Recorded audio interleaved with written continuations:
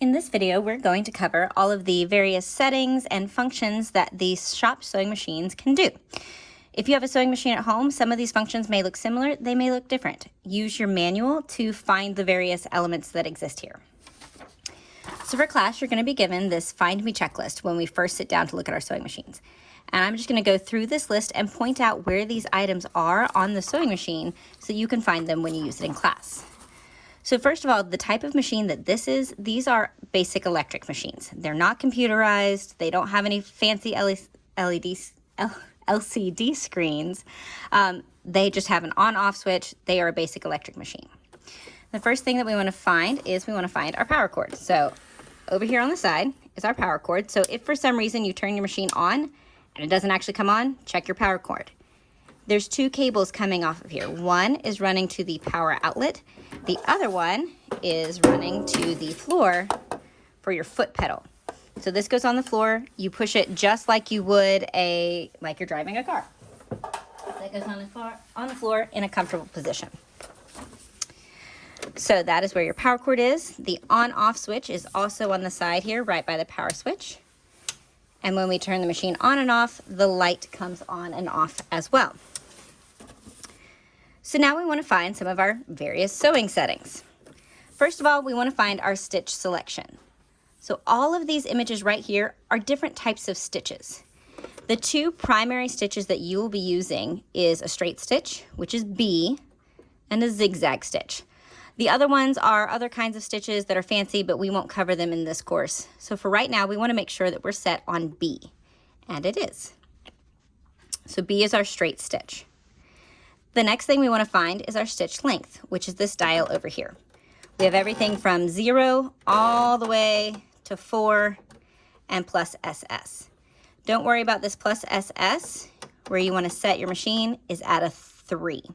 This is our standard stitch length. It's short enough that it is strong and sturdy, but long enough that you're not going to want to pull your hair out if you have to seam rip it out. Next, we want to find our stitch width. Now, stitch width means the zigzag portion of sewing. So if you're in, say, number 1, your width is going to tell your machine how far left and right to go when you're doing a zigzag. So this is that dial. You can actually maybe see the needle moving back and forth as I turn this dial. For the moment though, on these particular machines, I'm going to turn it back to the straight stitch to B. This dial also controls the needle placement. So if you notice here on B, there's actually 2 pictures, one that's to the side and one that's in the center.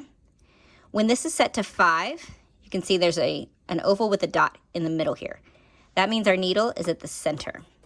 If we scroll it down, we have the same oval, but the dot's on the left side. So our needle placement is on the left side.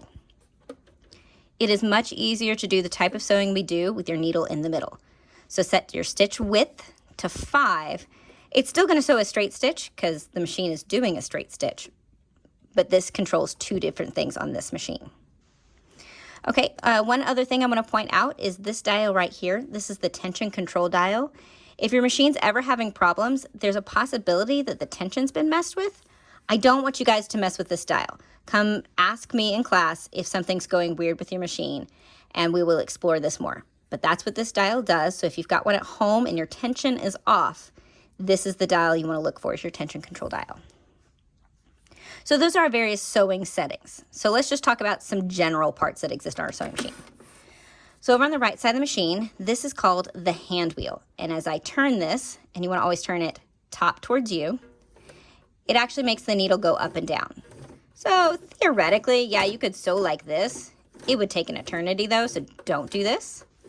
But if you ever need to, say for example, turn a corner and we need to put our needle down into the fabric, you use the hand wheel to do that. Or if you stop sewing and the needle's in the fabric, you turn the hand wheel to get the needle out of the fabric so you can pull the fabric off of the machine. Up here, this is called the spool pin. We actually have 2 spool pins on these machines. That's where your spool of thread goes. Easy peasy. The next feature I want to show you is the reverse button. This will be really important when we start doing back stitching, and it's right here on this machine. A lot of times the reverse button has this upside down U with an arrow, and a lot of sewing machines, if you have one at home, the reverse button's usually on this side. Sometimes they're over here. but this is our reverse button. And over here, we have our needle. So I'm gonna go ahead and use the needle release screw to take this needle out, and we're gonna take a closer look at our sewing machine needle. So you guys have been hand sewing, but this needle is very different from hand sewing.